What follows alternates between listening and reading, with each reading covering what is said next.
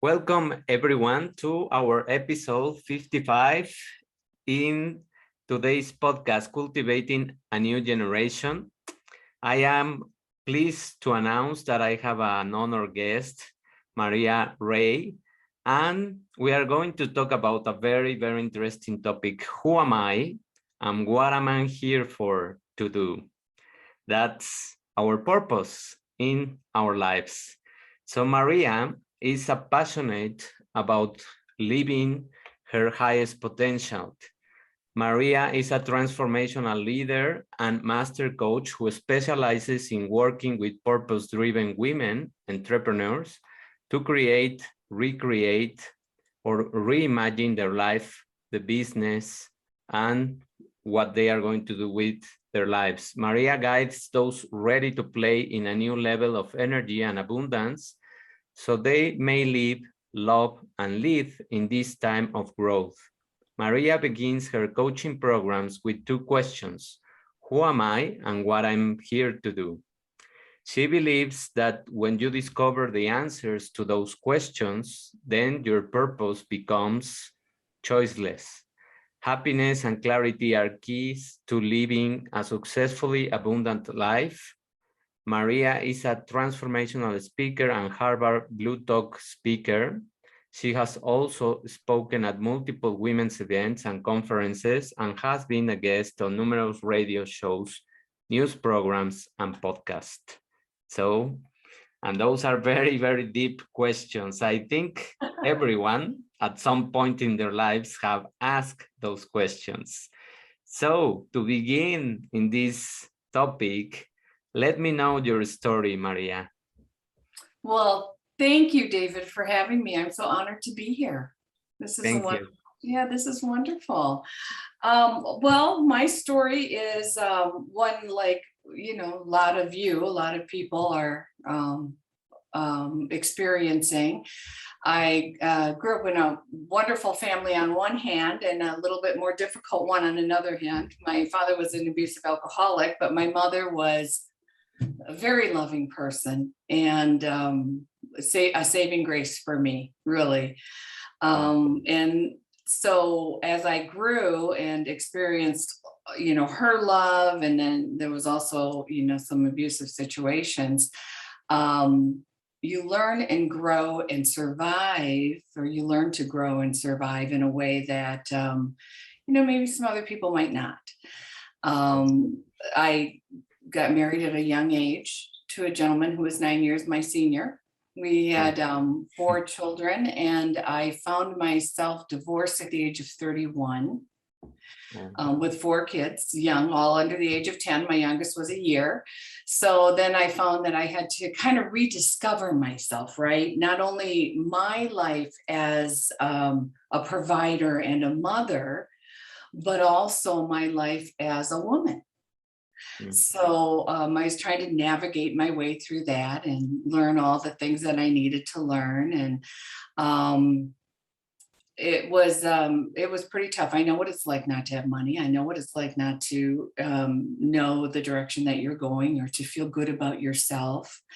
At the age of 27, I remember, and I think I might have shared this with you before, I remember going through some therapy for past issues that I had. And I was in a therapy session and it was a group session and everyone was telling their story. And I was, that girl that would be like, my story's not that good. I'm going to skip it. They can just kind of not, I'm not going to share, right? I'm sitting there in the chair and I'm like, I'm not going to share my story, that kind of thing. And all of a sudden the therapist comes around to me and it was my turn. And she said, Maria, would you like to share your story? And I'm like, no, I'm fine. Go ahead. I'm just listening. I'm just here to listen, right? And she said, no, we really would like to hear, your thoughts and views on what happened to you and how you grew up. And I was like, no, I'm not ready. I don't want to do this. It's okay. I'll just listen, really. And she came over to me and she took me by my hand and we walked to the other end of the room where there was the only thing that was there was a full-size mirror. Mm. And she stood me in front of the mirror and she said, Maria, all you have to do is tell that person in the mirror that you love her. Mm. And when you do, we'll turn around and we'll sit back in the group and you won't have to say a word. And I looked at her and I looked at the mirror and I looked at her and I looked at the mirror and I couldn't do it. Suddenly, a stream of tears were going down my face. It was just like so emotional. And she said, Maria, all you have to do is tell that person in the mirror that you love her. That's it. And then we'll go sit down. Mm. And I couldn't do it. David, I sat there with tears going down, feeling very insignificant. And she said it again. And I fell to the floor. I started to cry and she looked at me. She handed me her hand and she said, now we're getting somewhere. Let's go back and sit down. And what I realized in that moment was that the self-worth that I lacked or I felt about myself was very prevalent in my life. I didn't feel good about who I was. I didn't know who I was, even though I was married and had 4 children. This is when I was 27. But I became stronger because of it. And as I became stronger, everything in my life was changing, right? Because I was owning who I was and my self-worth and changing my beliefs around who I was and who I could be, where the things around me that did not serve me started to fall away. And that's when, my divorce happened 4 years later. Then, I had to figure out all of that. And it was a pretty prevalent life-changing moment in my life. I've had a couple of them, but that one was very, very strong. So I eventually found myself, I guess, if you will, Yeah. and discovered what I could do, what I was capable of. And I built some businesses, I've sold some businesses, I've worked with other people to create other things. And it's all led me to where I am today, which is coaching women entrepreneurs about succeeding in business, but also succeeding in life. And the whole, the whole premise around that is your belief system, your self-sabotaging patterns, and how you get to where you are successfully. Yeah. Mm-hmm. It was a beautiful story. I think a lot of people will relate to that because mainly is that self-value that we lose, many of us, in our childhood experiences due to those chaotic environments that I think more than 90% of us have navigated to in different circumstances through those emotions, through those environments, because our parents also didn't have many of the tools and they did what they could, etc. But the problem here is that many of us imbue those experiences and engage with those energies, which make us feel that we need to do a lot of things to feel value. And our value depends on what we do and what we achieve and what we are going to please many of other people. Mm-hmm. That's like the main characteristic of many people that navigate through that low system value, that they usually try to please others and try to follow the program or the square that society is giving to you, and realizing at some point that you don't even like what you are doing. Right. And we become really good caretakers in the process, right? Yeah. Because we weren't taken care of on some level, we're going to take care of our family, our friends, and we become very codependent. Yeah. And, that is actually the treatment I went to, was codependency treatment. And I have to tell you, I didn't even know what the word meant. I didn't even know what the word meant. I didn't even know that there was a codependency treatment. This was all new to me, right? But you become very codependent in wanting to help others, almost because your life is so out of control. Yeah. Right. Yeah, it's very And, interesting.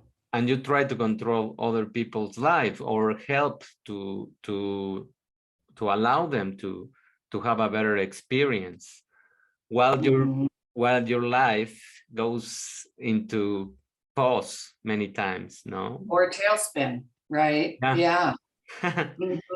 It's So very interesting how the mind works.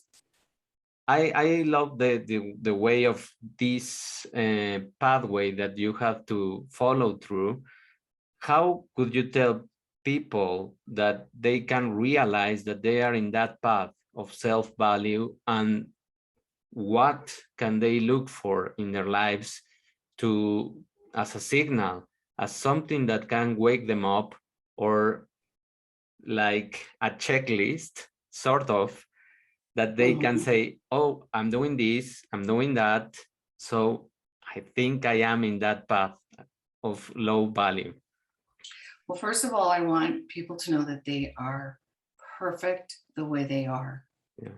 They are wonderful human beings. They are great, great, great souls that were put here on this earth at this time for a reason.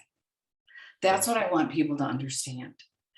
And, a lot of people, the two questions that people always come to me with when we're having conversations are, boy, I really wish I knew who I was. And I really wish that I knew why I was here to do what I'm supposed to do, right? What is my purpose? Yeah. Because people, those are the two biggest questions that people have in life. And even when they think they're doing what they call their purpose, they still have doubts. And so when the beginning of everything I do is built around limiting beliefs and self-sabotaging patterns. And it's about getting to know who you are at your core level, or at your soul level. Maybe that's a better way to put it, at your soul level, because you are not your body. You are not your name. You are not somebody's husband or somebody's wife or somebody's mother. You are so much more than that. So the simple answer is you are you, right? That's the simple answer. But you are a soul living in your human body, and you are not everything on the outside world existing around you. And that's the first thing that I want people to understand. They are beautiful, they are happy, they are joyful, they are wonderful, and they're here to do wonderful things. Now, with that being said, there's a lot of stuff that comes with that, right? Yeah. So there's a voice inside of our head, some people call it the roommate, that starts talking to you and saying, I'm not good enough. I can't start a business. Oh my gosh, who do I think I am? I'd be an imposter. Or they look in the mirror and they get dressed and they say, oh my gosh, I look so horrible. I look fat in that.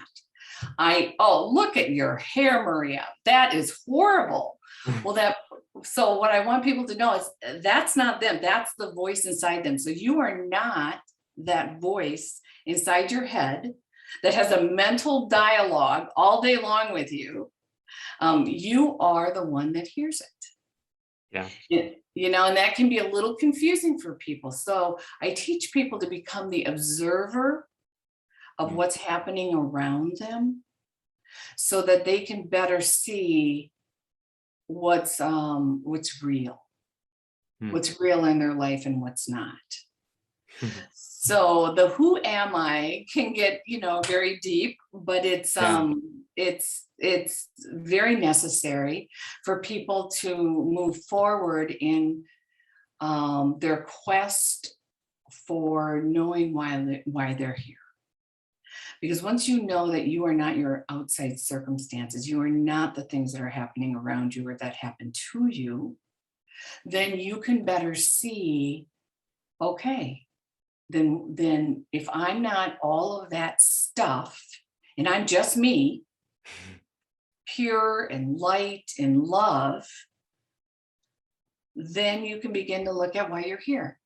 And when you realize that the real reason that you are here is to be completely happy and joyous, that's the only reason that you are here. You are here to experience life in the best way that you can, to be happy and whole and joyful.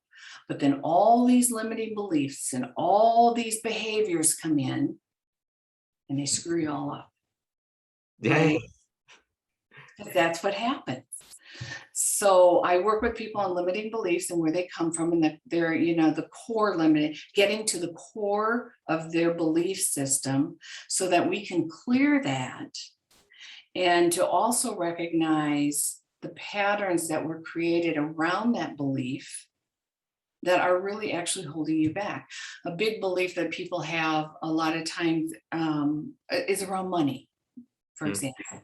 I can't make enough money. I'll never be able to make enough money. I've been always told that money doesn't grow on trees, right?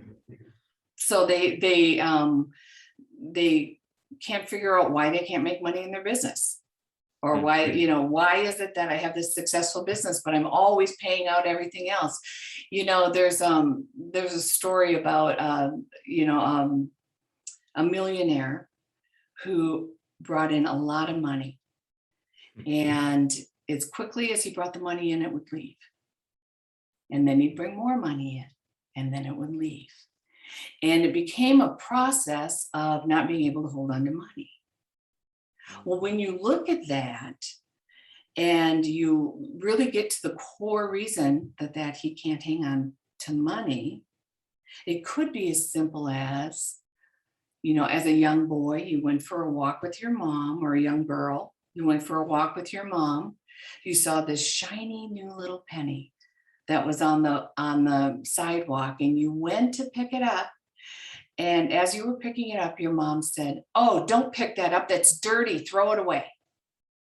And you drop it and you remember that. And suddenly that's how you view money. And then all the other beliefs that you hear, money doesn't grow on trees, rich people aren't nice, pile on top of that.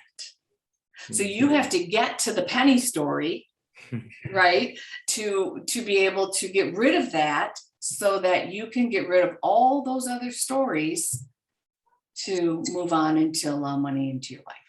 So that's a little bit of, the things we do. And the process is not a difficult process, so it doesn't have to take years and years and years for this to happen. It's a process that when done, can eliminate the beliefs you have around yourself, beliefs you have around your money, or anything else that comes up for you. So that's a very good analogy and story about the things that happen with our parents, and the examples that they gave us. So when we see all of those things, we mainly follow in those stages the examples. We don't really pay attention to what they are saying unconsciously, but we are imprinted with those examples. So we say, if we don't deserve money, well, that's what I saw with my mother or with my father, that he didn't believe they deserve money, and they were not able to keep it. As soon as they earned more, or as soon as they had an opportunity, they were questioning the things, and they were doubting themselves. Right. Right. Yeah. And that was actually my story. My mom worked very, very hard as my dad drank in the bars every single night, taking his paycheck away. So my mom worked very hard. We barely had enough. We were always paying it out. So when money came in, we had to pay bills. We had to, rob Peter to pay Paul, sort of thing, and I lived that my entire life growing up. And that's what I learned, right? Money's hard to come by. When you get it, it still has to go. So to heal those beliefs, to know that that does not have to be your story, is a really powerful thing. Yeah. And when you look at your belief system and your self-sabotaging patterns, and you change the mindset around how you think about, business, or it all comes to yourself first. But when you can heal those, that's when you begin to see yourself differently, your worth differently. And then you realize that, you know what, I am here to live a happy life. I am here to live with joy. And then your purpose becomes choiceless. It's whatever you want, whatever is in your heart, what you should be doing. So I don't believe that we're here to say, you must do this on this earth at this time. That's your mission. No, it's to be happy and joyful and have this wonderful experience called life. And then to look to your heart, get out of your head and get into your heart. And what brings you joy? What brings you happiness? Is it starting a business and you can sell clothing? Is it to coach other people? What is it? Because whatever it is perfect for you. And that's beautiful, because we are trying to see examples outside and see other people and say, oh, I want to do that. But that's just the same thing. That's just going to pick up something that you probably like, but who knows, until you do it, you will really experience if it is for you. And many times we don't give ourselves time to analyze the situations, or to just question those questions that you mentioned. Is it what makes me happy? Am I feeling fulfilled? Or am I just doing it for the money? Or am I just doing it for the train of life, because I was put here and I need to pay bills? And it's okay to pay bills, but you can just make a plan how much time you want to keep paying bills, and then question. So paying your bills and having money come in that's not making you happy. Yeah. No. That's not really making you happy. And that's why the work that around your limiting beliefs and self-sabotage, that's a pattern. That's a self-sabotaging pattern where you think you're happy because, my gosh, I can pay this phone bill this month, right? But you're really not, because you'd like to have a whole lot more money that you can just have, right? So working, through the beliefs and the patterns allows you to have the mindset that, gosh, I can be happy. I can be joyful. And this is now what I want to do. I want to do this instead of having to do this. Because those are really important things that we are all here to do exactly what we want to do. And people make it harder than it has to be. And I was one of them. What am I going to do? Why am I here? I mean, I've got to do something, but what is it? Instead of sitting back and taking a minute and finding out what's really important to me and what really isn't serving me. What belief do I have that isn't serving me? And how can I fix that so that I can move on in a successful way? And I think that while you are drawing all these patterns, people will only get to those patterns if they have a pause in their life. Because if they are busy all the time and they give the most common excuse, I don't have time, it's going to be very difficult to realize that they are doing something that is not fulfilling them. And as you mentioned, it's not just about the money, it's about the abundance of enjoying this experience, that when we turn back, we really see that it goes fast. It's just a span of time that we have to enjoy, to really be happy, and to do what what we are meant to do with ourselves that is unique, that doesn't have to be what other people are doing or the trending things, because many of these marketing things that try to sell you that this is the new era of doing this kind of work. So you have to get in. If not, you are going to be left off. And then you engage in those things and you say, that wasn't for me either. Mhm. So working harder, wasting your time that way doesn't make you more successful, doesn't make you more productive. It's actually a belief that you have that for some reason, you have to work harder than everybody else to get what somebody has that you want, right? So that's a belief that is not serving you. If you're working crazy, crazy, crazy, and you have no life for your family, for yourself, so those are the things we want to get rid of, because you don't have, you don't have to work harder. You don't have to work 8 hours a day, 5 days or 7 days a week to achieve what you want to achieve when you go through the process of eliminating that belief. Mm. I was reading today a post of a friend that put an image of that the abundance is here in the universe, but what doesn't allow the abundance to get to your life is the barriers and the limiting beliefs that you have. So it's not that you cannot receive the things, it's that you are programmed to create boundaries and limiting things, or you pick on them from the examples, no? And I also relate that to many friends when I was in the corporate world.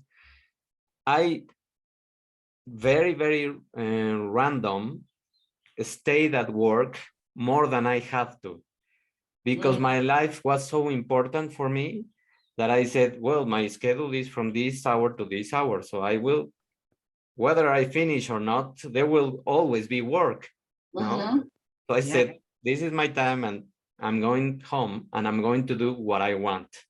So boundaries are important, yes. And many people ask me, how is it that you always go at your hour? You don't have too much work, or what is happening? And I say, no, it's just that I am more important than a job. So that's what I answered to them. And for many of them, it was kind of an aggressive answer. But I said, no, it's just that I really care about my life. Yeah, the beautiful thing about life is we have choices. Yes. We have choices, and our choices shouldn't dictate our time. If we want to be successful and we want to be able to create this wonderful life for our family, that's great. But it doesn't have to take away from your wonderful family either. Yeah. Mm-hmm. You sacrifice one thing for the other, no? Yeah, and there's no reason. And it's really funny because people, the last thing people want to do is look at their beliefs, and the self-sabotaging patterns that they actually have, until they get to the point in their life where they have to do something to change. Because it gets, that's where it takes us, right? I can't stand this anymore. I have to change something. What's going to help me? And that's when they realize, boy, it's the way I'm thinking, what I'm doing, how I am hurting myself in this process to not be able to move forward in doing what I love. Yeah.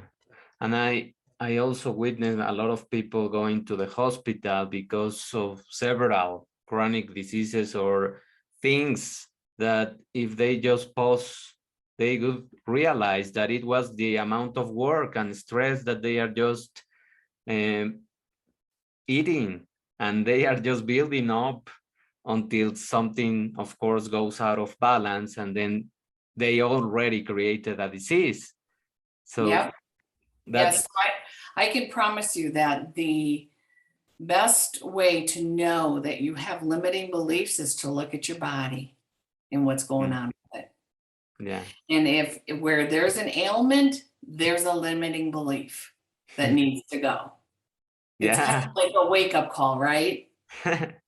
I agree, totally agree. And many times we can have them, but if we are more attuned to our signals, we are going to pause and we are going to see, oh, I have a pain in my knee, and that represents that I am not flexible with the things that I am about to do, or I don't want to change in this area, or I want things to stay in this way. So if we just question, but what people usually do is that they take a pill and they numb the pain, but the pain will keep growing and growing because the limiting belief is growing. It's still there. It's still there, and then everything just piles on top of it because they experience another thing that's going to say, see, my limiting belief is true. This just happened, and it piles on top. So it starts. So you have the core belief, and then everything else starts piling on top of it to confirm that core belief. Yes. And you have to get down to the work of what your core belief is so that you can, get rid of it at that level. A lot of people have said to me, well, Maria, I do the visualizations, I do the meditations, I do the I am statements, right?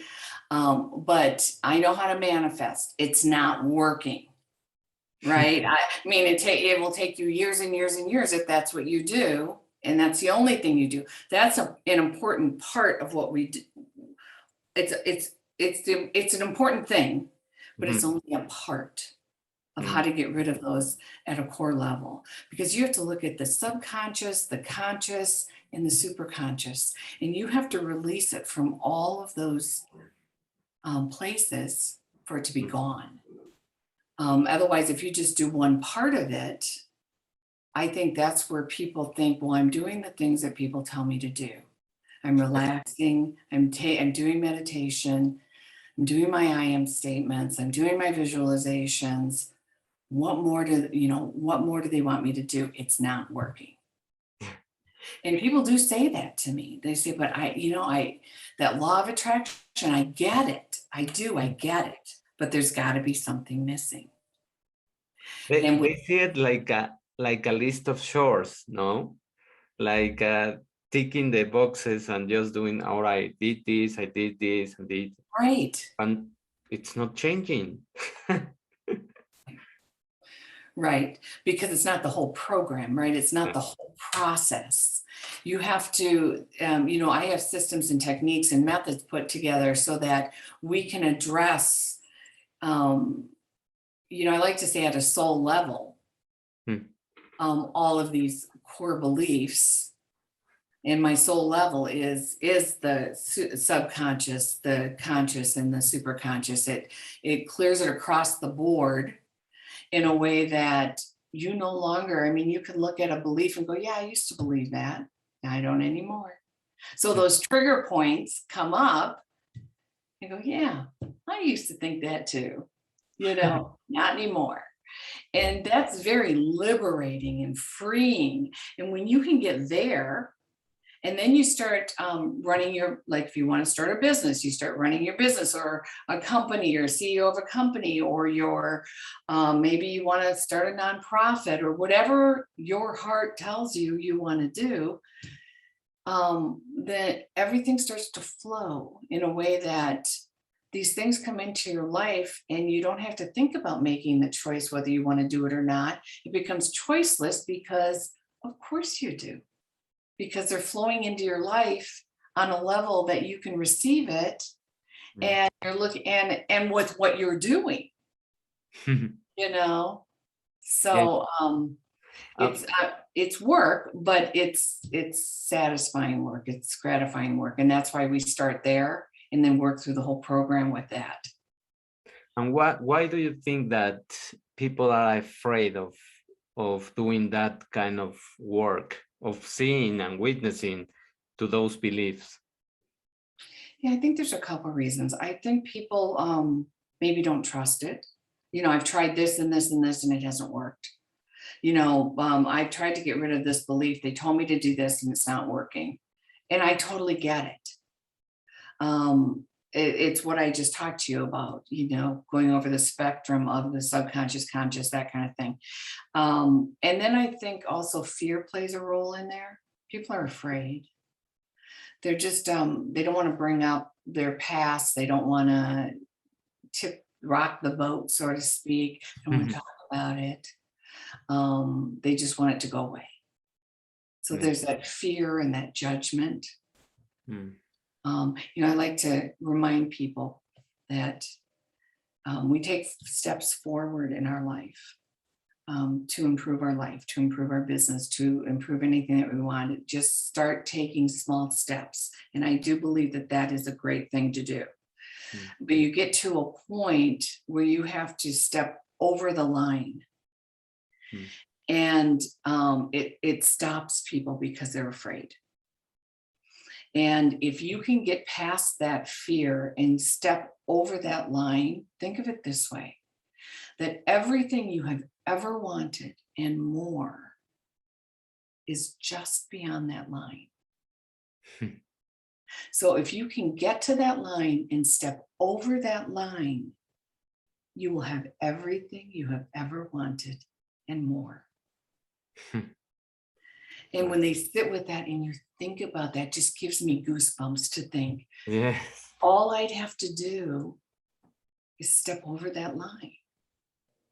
So keep going. It's just a line.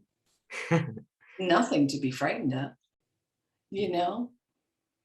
Yeah. And if those beliefs or those wounds or things come up, it's learning.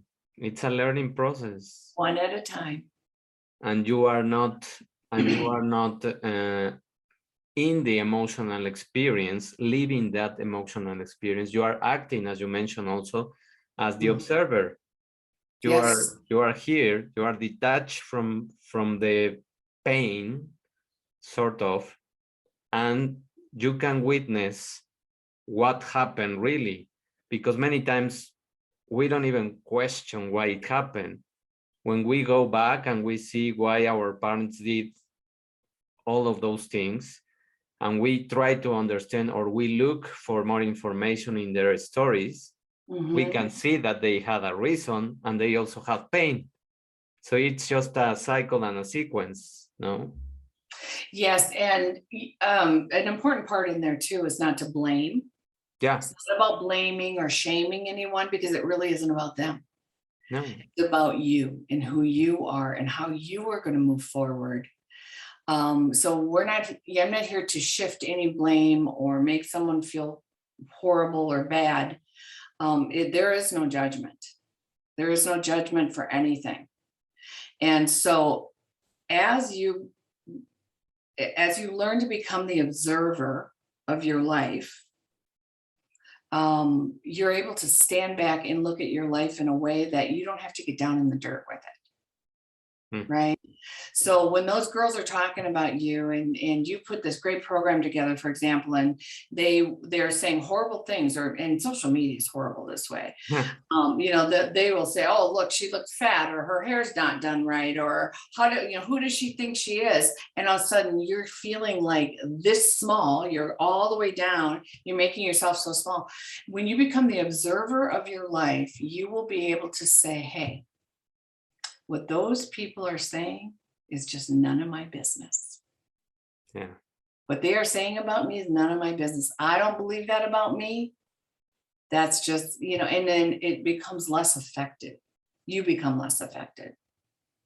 Yeah. And So that's really where we all want to get to, right?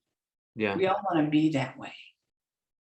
Yes, because as you mentioned, it's also their own story, their own path. And they have to do those things due to their own reasons. And you can't do the work of anyone else but your own. And trying to see your life like that, you will be able to explain why you did a lot of the things that you attracted or you replicated, but that's it. that's the learning value of those things. And forgiveness is a big thing in there too. And it's not about forgiving the other person for saying something or doing something to you. Forgiveness is about you. It's so that you can move on. It's so that you can let it go. And you can live this great life without having to carry that burden that isn't even yours. You become lighter, no? Huh? You become lighter. Yes, you become lighter. Yes. Mm-hmm. You get rid of those things. Mm-hmm. So the goal of every person really should be to live a happy life, to live a joyful life. And how do you do that? Well, you become the observer of your life instead of taking everything so personally. And if you're taking it personally, it's a limiting belief that you need to look at and figure out and fix so that you can ultimately do that. Yeah.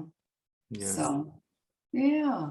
And how, for example, how do you allow your children to learn those things while they are growing? Because they are going to try to replicate many of the things, and then, or they will try to fit in certain kind of social experiences where they are going to feel those rejections or those things because all of the other people have a lot of things also. So how do you approach those things with children? I have four, as you know, I have four children that Yeah. are adults now, and I have grandchildren, so it's really a lot of fun. Ah. Everybody's on their own journey and on their own path. And as a parent, and this was one of the hardest things I've done in my life, is to be able to, I have had to stand back and look at them make mistakes, try to pick up, be there when I can, but not always try to save them, because it's their journey, it's their path, and they have lessons that they have to learn. And let me tell you, I have one son who's learned the hard way. So I know what it's like to have, to want to be that mom in there and just go, I'm going to fix this for him. Right. And I can guide him and I can show him. But at the end of the day, it is up to him. I learned very early on when my one son was in high school that I can't want something more than he wants it for himself. So even though I've tried, it never worked. So I come from a place, always come from a place of love with my children, and we'll talk through things. And if they don't listen, they don't listen, but usually I hope they do. It's a lot of letting go and knowing that they'll figure it out, and they have. They have, I'm happy to say. But it is, it's a different, being a parent is a difficult thing. And especially in the world today, I mean, it's very different than when my children were younger. They're facing a lot of different social media challenges and, things that are out there, and that makes it even more difficult. But it also makes it better for parents to say, I'm going to step in, I'm going to teach them what they need to teach, because I'm not giving parents permission not to teach your children. That is very important. You have to teach your children right from wrong, and call them out when they're doing something. I'm not talking about that. I'm talking about paths that they're on that are not going to hurt them severely. Like, going down the path, although my son, and, he did go down the path of drugs and alcohol. So I do understand that. And I did, we got him treatment a couple different times. And it was very difficult. It was a very difficult thing. And that's when I learned that you can't want something more than they want it for themselves. Even though they may not even be in the right mind to want it for themselves. It's a difficult thing. But you do have to stand back at some point and you have to say, okay, I'm not sure why this is happening, but I'm going to watch it now from the observer standpoint and jump in when I need to. And Mm. you allow them to go through what they need to go through to get to the other side of their journey, and then and help them along the way. I've had my son say to me, "Thanks, Mom. I really appreciate you." Mm. And he will be the first to come to me when he needs some advice. Yeah. And that is true. Never easy, but it is a good thing. Yeah, and I think that when we watch our children do those things, we have more peace also for ourselves, because we realize that we did a lot of mistakes too, and we have to go through them to get to the point of awakening and realizing what we wanted. No, so it's their own process, it's their own journey, and as you mentioned, it's their own energy and soul that they have to heal. In spite of being the parents, we are not owning them. No, we are just a media or a transfer system for them to experience this life, but they are going to have their own experiences. And my daughter Yes. told me one time, she's just 7 years old, and she told me once, About that age. yeah, she's very, very funny, but she's very intuitive and awakening in many aspects. And and she answered me very, very funny, because she told me, "Oh, you know what, Dad? You don't really have to tell me anymore that I have to put attention in certain things, because it's my own path and it's my own life." And I said, "Yes, you are completely right." But please let me help direct you. Yes. Right. But it make me laugh a lot, because she has 7 years old, and I said she already knows that it's her path. Smart girl. Yeah. So she Yeah. already knows that she has to do those things. So I said, okay, so I will let you go. No? That is so great. I love that. I Yeah. love that. I love that age. And they are more connected. I think that if we also try to see children as those connections that we have with the energy, with the source, with the universe, with all the things that we want, and we don't pollute them with beliefs or with excessive directions, we are going to be freer, and we are going to experience a more joyful life. Right. Right. And I mean, you have to remember too, as parents, you're still on your journey. Yes. You're still going to make mistakes. Listen, I made a ton of mistakes. I was married a couple times before I met the love of my life, and I had to sit and figure out for 2 years. I did not date anyone. I had to figure out why that pattern was happening to me, why I was choosing people who weren't what I thought they should be for me. And why did I attract that?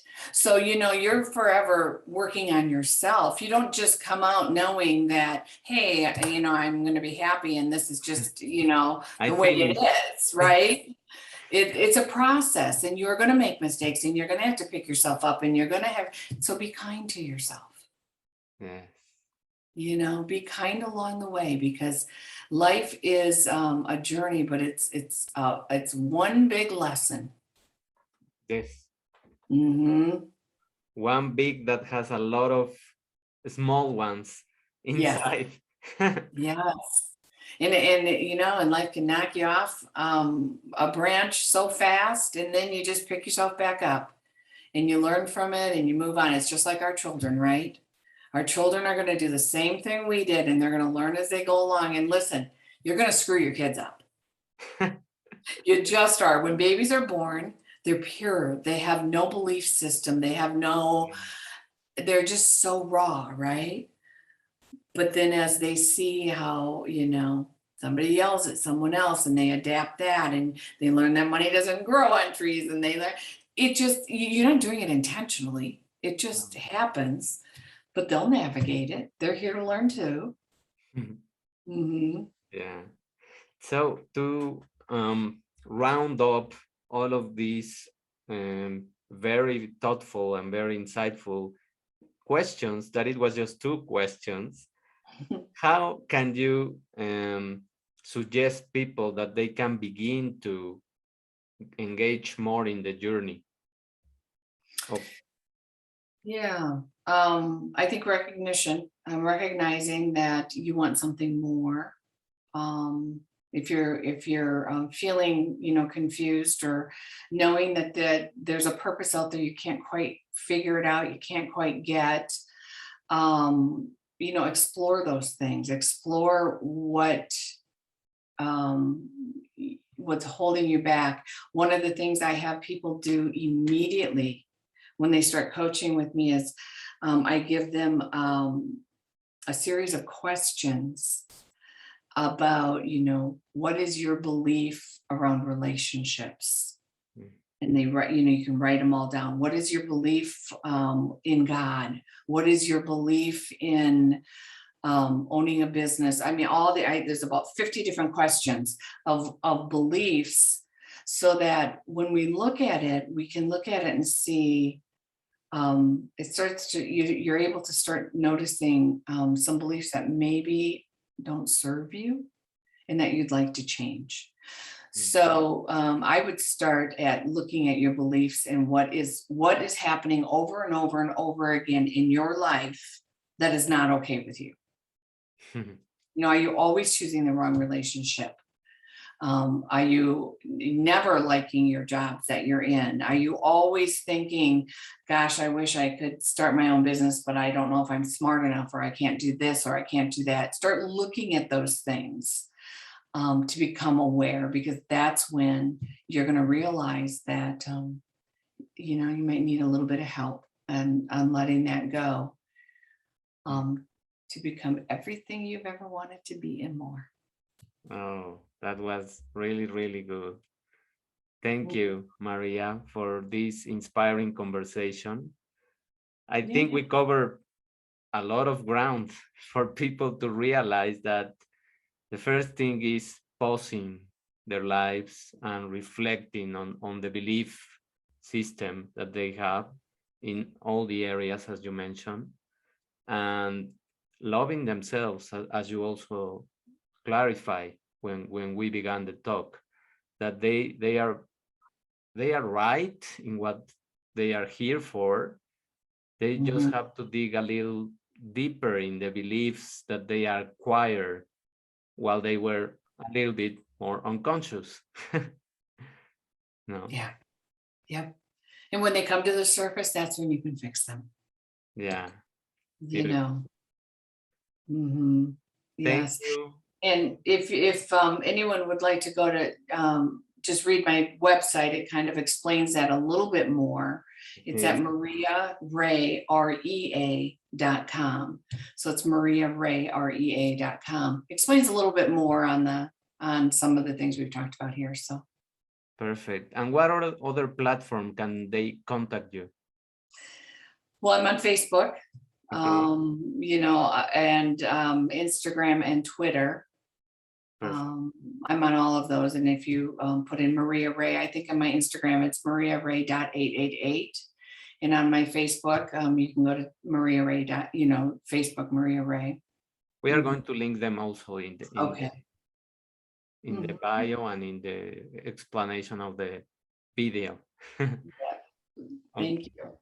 I'm on all the social media, so. Yeah. Thank you, Maria, for this inspiring conversation. If you have questions, please address them in your comments, because Maria and I will try to answer as best and redirect you to the courses or coaching or things or tools that you want to improve in this belief system and in finding your real purpose. Thank you, everyone, for listening, for resonating with these topics. If you really reflected, help us to share this in your platform so that more people start realizing what they are going to do with their lives. Thank you, and we will see each other on our next episode. Bye.